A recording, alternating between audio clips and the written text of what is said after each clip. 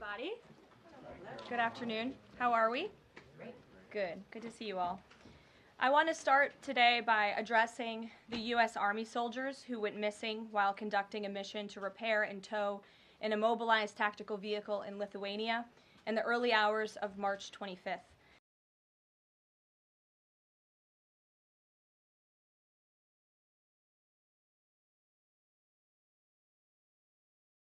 And good morning, everybody. We are about to take you live to the White House. There's a press briefing just getting underway with White House Press Secretary Karoline Leavitt. Plenty to talk about with all of those tariffs rolling out tomorrow and big elections happening in Florida and Wisconsin. And then massive job cuts going on at Health and Human Services. Let's take you there live right now as Karoline Leavitt begins this news conference this morning. From March of last year under President Biden, when 137,000 illegal aliens poured across our wide-open southern border. Thanks to President Trump's leadership, Border Patrol agents are now back to doing the jobs they signed up for, securing the border, rather than serving as travel agents for illegal aliens. The Los Angeles Times captured the Trump effect on the border with a recent article. Their headline read, "California-Mexico border, once overwhelmed, is now nearly empty." With so few migrants coming into the U.S., they wrote, "Shelters that once served migrants have completely closed." Deportations of illegal aliens who threaten the safety of the American people are also continuing at a rapid pace. Over the weekend, the United States military transferred a group of 17 violent criminals from the Tren de Aragua and MS-13 terrorist organizations to El Salvador. And an illegal alien who was released by the Biden administration into our country was just arrested in Georgia and charged with the horrific killing of Camelia Williams, a mother of 5 and grandmother. The suspect has now been indicted on charges of malice murder, aggravated assault, rape, aggravated sexual battery, and necrophilia, which, for those who don't know, necrophilia is a sexual obsession with a corpse. This suspect was ordered to be removed in July 2023, but the Biden administration allowed him to stay. This case represents the ruthless murderers, rapists, and pedophiles who Joe Biden and Democrats let into our country over the past 4 years through our southern border. They should have never been here in the first place. Keep this in mind the next time you see Democrats protesting future illegal alien removals from our country. President Trump is focused on fulfilling his greatest obligation, to keep the American people safe and to defend our country from violent invaders. Looking ahead to tomorrow, April 2nd, 2025, will go down as one of the most important days in modern American history. Our country has been one of the most open economies in the world, and we have the consumer base hands down, the best consumer base. But too many foreign countries have their markets closed to our exports. This is fundamentally unfair. The lack of reciprocity contributes to our large and persistent annual trade deficit that's gutted our industries and hollowed out key workforces. But those days of America, beginning tomorrow, being ripped off are over. American workers and businesses will be put first under President Trump, just as he promised on the campaign trail. The president's historic action tomorrow will improve American competitiveness in every area of industry, reduce our massive trade deficits, and ultimately protect our economic and national security. President Trump's economic vision is rooted in common sense. America will offer companies the lowest taxes, energy costs, regulations, if they make their products right here in the United States and hire American workers for the job. It's simple. If you make your product in America, you will pay no tariffs. We have already seen a number of the largest companies in the world respond to this economic approach. For example, Project Stargate, led by Japan-based SoftBank and US-based OpenAI, and Oracle, announced a $500 billion private investment in the United States-based artificial intelligence infrastructure. Apple announced a $500 billion investment in U.S. manufacturing and training.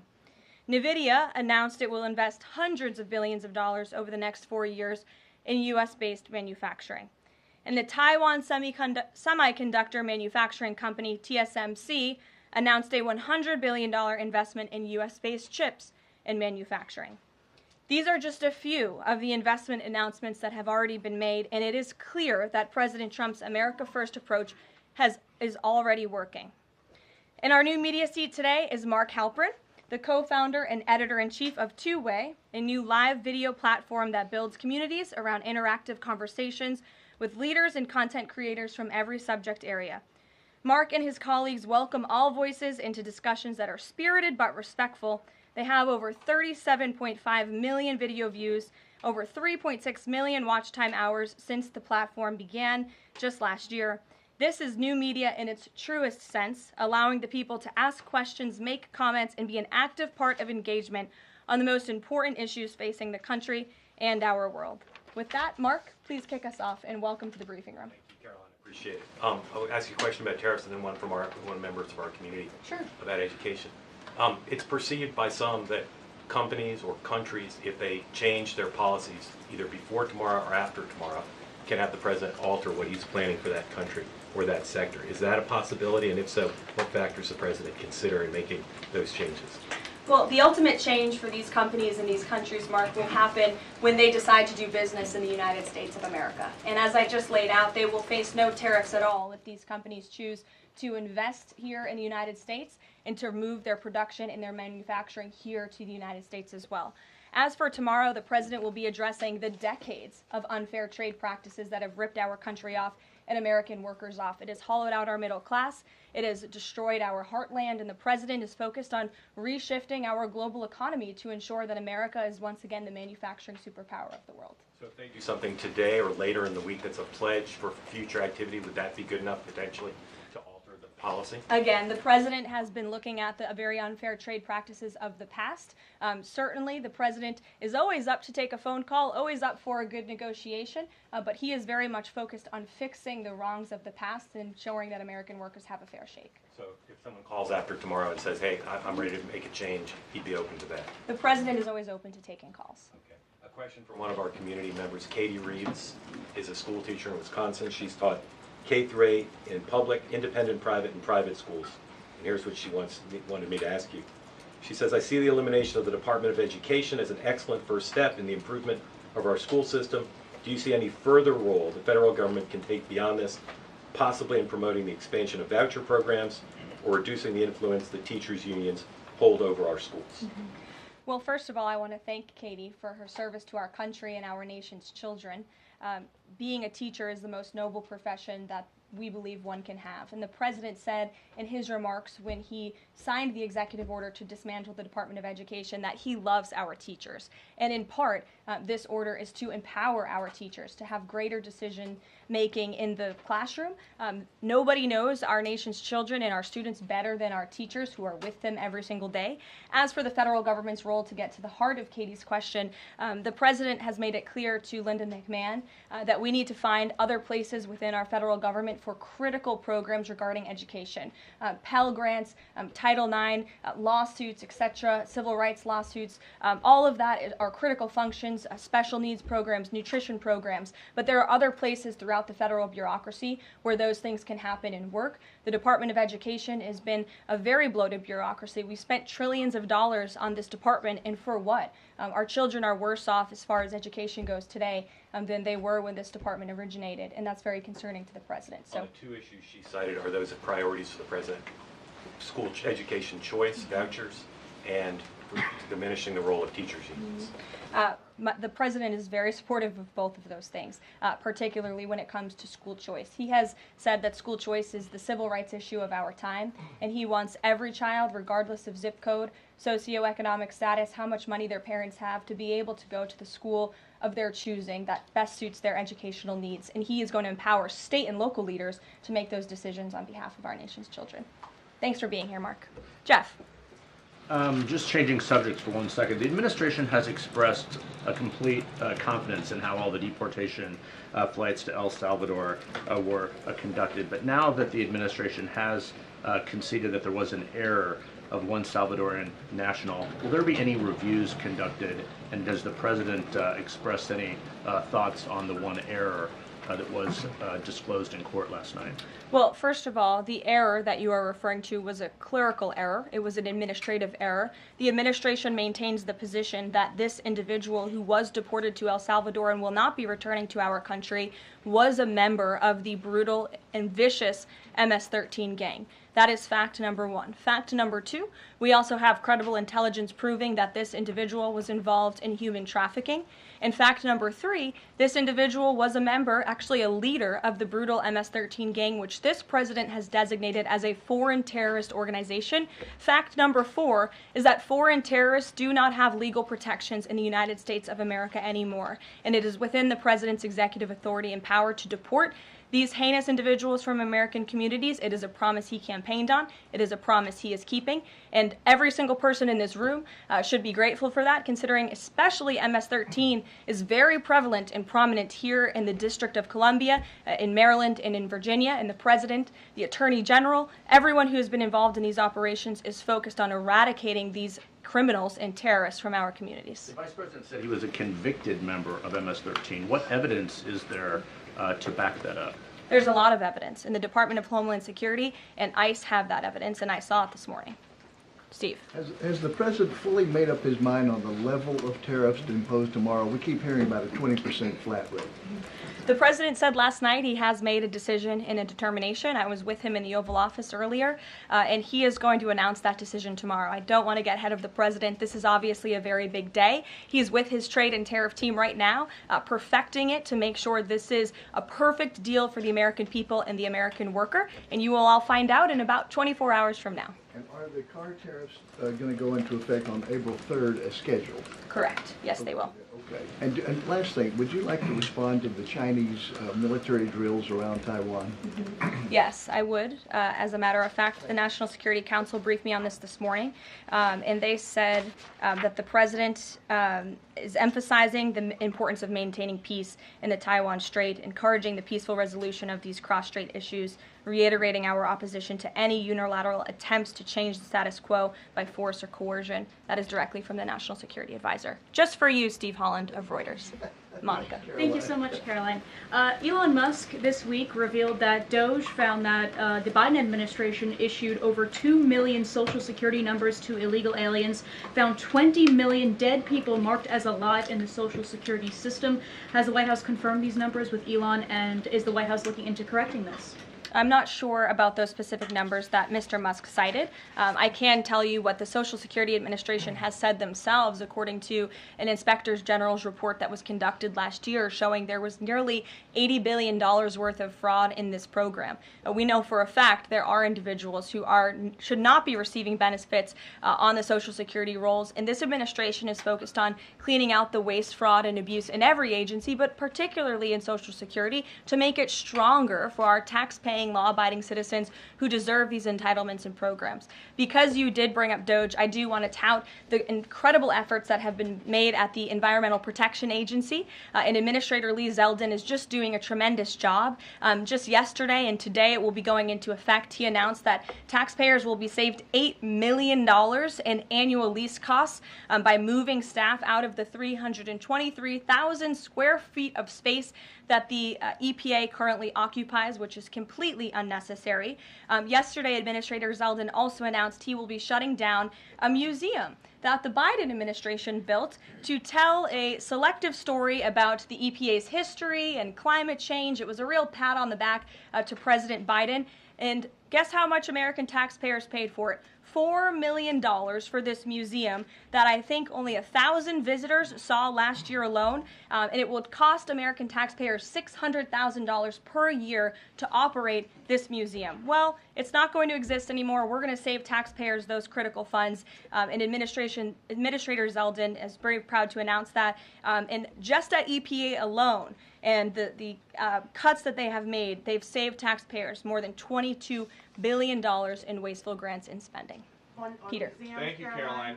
When the president goes down to Florida on the weekends, does he ever hear from, there are so many retired folks down in Florida, does he ever hear from any retired Americans who are stressed about these wild swings in the stock market because of the tariff uncertainty, and they're sitting there on fixed income or living off a 401k, and They don't know how much money's going to be left. Well, certainly they are legitimate concerns, and the president takes those concerns very seriously, and he's addressing them every single day. And tomorrow's announcement is to protect future generations of the senior citizens you mentioned. It's for their kids and their grandkids to ensure that there are jobs here in the United States of America for their children to live the American dream, just like they presumably did. And as for their worries about their 401ks, their Social Security, I just addressed Social Security. This president is always going to protect it for our tax-paying senior citizens. As for their 401ks, look at what President Trump did for you in his first term. He is working on implementing that economic formula every single day by lowering inflation, lowering energy prices, massive deregulatory efforts, while simultaneously effectively implementing tariffs. And they'll hear more about that announcement tomorrow. And you said that the president right now is with the trade and tariff team. They are very confident that this is all going to work. But what if Yes. they're wrong? They're not going to be wrong. It is going to work. And the president has a brilliant team of advisors who have been studying these issues for decades. And we are focused on restoring the golden age of America and making America a manufacturing superpower. And again, Peter, I would point you to the investments that have already trickled into this country. And the president hasn't even made his tariff announcement yet tomorrow. There have been billions of dollars in private investments from around the world pouring into American communities. What does that look like for those watching at home, for the people you mentioned worried about their own economic circumstances? It means more jobs in your communities, which means more money, more investments, more money in your pocket. That's what the president is committed to. And I would be remiss if I didn't mention the president's commitment to tax cuts, which we are counting on Congress to do, especially on Social Security. And one more. Sure. Are the special elections today a referendum on the president? I think first of all, as you know, I'm a government employee now, so I'm not very much allowed to comment on elections that are taking place. That's something to get used to, having just been on the campaign trail for quite some time. But the president is the leader of the America First movement and the MAGA movement. And that was made very clear on November the 5th when he received nearly 80 million votes. I could also say that it is the constitutional right of every law-abiding American in these places where these elections are being held to vote, and every American should exercise their constitutional rights. Sure. Thanks, Caroline. A few questions about this deportation case. First, I wanted to clarify something that you said to Jeff a few minutes ago. You said you'd seen evidence that this man was a convicted gang member. In what court was he convicted and for what? This individual was an MS-13 ringleader. This individual was also engaged in human trafficking. And I'm glad you brought up this point again, because I would like to point out that if you just saw the headline from the insane, failing Atlantic magazine this morning, you would think this individual was Father of the Year, living in Maryland, living a peaceful life, when that couldn't be further from the truth. They didn't even mention in the title of that article, or even in the first paragraph, that this individual is an illegal criminal who broke our nation's immigration laws.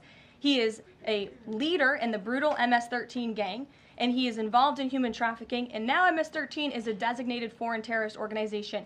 Foreign terrorists have no legal protections in the United States of America, and this administration is going to continue to deport foreign terrorists and illegal criminals from our nation's interior. But a judge ordered that he should remain in this country. So are you saying that it is okay to ignore a judge's ruling if you don't like it? Who does that judge work for? He's an immigration It was an judge. immigration judge who works for the Department of Justice at the direction of the Attorney General of the United States, whose name is Pam Bondi, who has committed to eradicating MS-13 from our nation's interior. And let me tell you why we've made this commitment. MS-13, may I remind each and every one of you, is a brutal and vicious gang. They raped and strangled a 20-year-old autistic woman to death in Maryland. They hacked 4 people to death with machetes in a park on Long Island. They have kidnapped, sexually tortured, and shot a teenage girl in Texas after she insulted them, allegedly. Killed and mutilated a 17-year-old girl in Virginia, stabbing him 16 times and cutting off his hands. They beheaded and cut out the heart of a man in Washington, D.C. They raped and murdered a 13-year-old girl in California. They sex trafficked a slew of young girls, including one who was just 12 years old. Raped an 11-year-old girl in Brooklyn while her brother was in the room. Sex trafficked a 13-year-old in Maryland and Virginia, miles away from this White House, even beating her 26 times on her backside with a baseball bat. Pressured homeless New Yorkers to undergo unnecessary surgeries such as spinal fusion in order to bolster their fraudulent lawsuits. These are vicious criminals. This is a vicious gang. And I wish that the media would spend just a second of the same time you have spent trying to litigate each and every individual of this gang who has been deported from our country as the innocent Americans whose lives have been lost at the hands of these brutal criminals. We maintain our position, and very strongly so. Jennifer. One more on the tariffs. Can you say what the latest thinking is on the start date? I know you were just in the Oval. Are they all going to take effect this week on the reciprocal tariffs? And whenever they start, is that enough time for companies and everyone involved to adjust to that start date? My understanding is that the tariff announcement will come tomorrow. They will be effective immediately. And the president has been teasing this for quite some time, as you know. He's talked a lot about April 2nd as Liberation Day in America. It would be taking place today if not for April Fool's Day. But tomorrow will be the day, and he's been talking about it for a while. And as a result, you've seen these companies make commitments to investing right here in the United States. Jasmine. Thank you so much. I wonder, back on tariffs, what, if any, market indicators is the White House looking for to see if this tariffs plan is successful down the line? Well, look, the president has been asked and answered this question about the stock market and whether he's watching it. And I've said, and he has said, the market is a snapshot in time. Yesterday, Dow futures were up. And there's been a lot of talk about the market, and it was up yesterday. So, look, the president wants to ensure that all Americans make out well, particularly Main Street. That's the focus of these tariffs. But as I've said repeatedly, just like they were in his first term, Wall Street will be just fine. Shelby. Thanks. A bipartisan pair of senators sent a letter to the president today arguing that the recent strikes in Yemen are emboldening the Houthis and saying that Congress has not authorized war against them. Is the administration planning to consult with Congress at some point or going forward regarding the strikes, and any response on the letter? Well, I would absolutely reject Congress's claims. Who made those claims in Congress? Senator Jeff Merkley and Rand Paul. Okay, well, I would absolutely reject those claims. These Houthi strikes have been incredibly successful. Last time I was at this podium, there were more than 100 successful strikes. There have now been over 200 successful strikes against the Houthis. Iran is incredibly weakened as a result of these attacks, and we have seen they've taken out Houthi leaders. They've taken out critical members who were launching strikes on naval ships and on commercial vessels, and this operation will not stop until the freedom of navigation in this region is restored, which is a critical principle. And this president stands behind our Defense Department, who's doing a tremendous job. And are they going to, is the White House going to confer with Congress going forward on this? I would have to ask our team here at the White House, but the president is well within his authority, as is the Secretary of Defense. Again, these are defensive strikes. The Houthis have been launching attacks on U.S. naval vessels and commercial ships for quite some time. Go ahead. Caroline, Yeah. The pause on the Canadian and Mexican tariffs, the fentanyl tariffs, that's set to expire tomorrow. Is the president considering extending that pause? Look, I will let the president speak on the specifics of the tariffs tomorrow. But as for fentanyl, we have seen this has certainly caused a national security crisis here in the United States. Fentanyl continues to be the #1 killer of young people in this country, and the president is very much focused on that. Deanna. Thank you, Caroline. The president recently signed an executive order on making D.C. safe and beautiful. On the campaign trail, he talked about making New York great again. Does he have any plans on establishing a similar task force? Has he been pressuring Governor Hochul in any way in his conversations about New York and lowering crime? Well, he has been in correspondence with Governor Hochul quite a bit on the issue of crime, also on the issue of congestion pricing, and so many other issues that are facing New Yorkers. And he wants New York to clean up their streets just as he does here in Washington, D.C. He also speaks to Mayor Adams as well. So he's engaged with state and local leaders across the entire country to ensure they're doing their part to help American citizens in each and every state, regardless of if it's a red state or a blue state. A question on Russia. Yesterday, the Russian government said that their new goal is 160,000 conscripts for the war. Has the president seen that number, and does he have any response given his recent conversations on peace talks? Well, I can tell you what the president said last night, and that is he is frustrated with leaders on both sides of this war. He wants this war to end. There are men that are dying on both sides, and it's been going on for far too long. Our team continues to be engaged with the Russians as we are with the Ukrainians, and the president continues to be very, very much engaged on this topic every single day. Caroline. Sure. Caroline, Sure.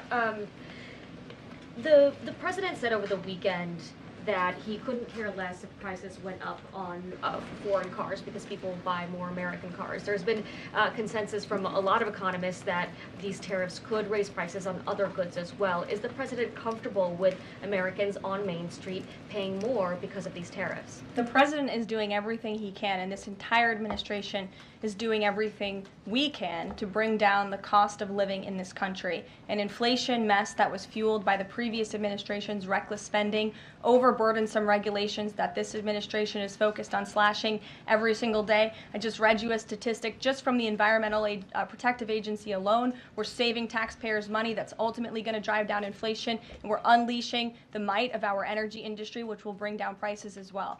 To the heart of your question, because this is very important to the American people, you should trust what this president did for you in his first term. He effectively utilized tariffs while driving down inflation. It was a record low 1.4% when he left office, and he's focused on getting back to that. It's unfortunate the previous administration left us in this mess. Sure. Representative Anna Paulina Luna left the Freedom Caucus over their lack of support for her bill that would allow new parents to proxy vote around 12 weeks around the birth of their baby. Does the president support that bill? I'm not sure. I haven't actually talked to the president about that bill, but I certainly can and can get a take on if he supports it or not. Thank you. And one more. The D.C. Circuit ruled last week that the president can fire holdover Biden appointees of independent agencies. Will this ruling empower President Trump to dismiss more federal employees? Well, the president has given the responsibility to his cabinet secretaries to hire and fire at their respective agencies, and they reserve that right. You saw the Secretary of Health and Human Services announced more layoffs today. This is all part of the administration's effort for a mass reduction in force in the federal bureaucracy here in Washington, D.C. to save American taxpayers money. As for agencies within the president's executive authority, the president retains that right. And we've seen there have been bureaucrats at some of these agencies that have been trying to act independent. They need to remember who they work for. It's the executive of the executive branch. You look at the United States Institute of Peace, for example. There was a little bit of a standoff with bureaucrats over there who didn't want to realize who they work for, and that is Donald Trump. And President Trump is focused on streamlining these agencies to save American taxpayers money, and he has every right to do that. Karoline. Sure. Go ahead. Thanks, Caroline. Yeah. In Gaza, the bodies of 15 rescuers have been found in their sort of ambulances where they were apparently killed by Israeli forces. Just wondering if the White House is going to be calling on Israel to investigate that and to try and avoid similar casualties involving rescue workers in the future. Well, as for the specific situation you just mentioned, I'll talk to the president about it and our national security team. What I can tell you is what I've spoken with the president on.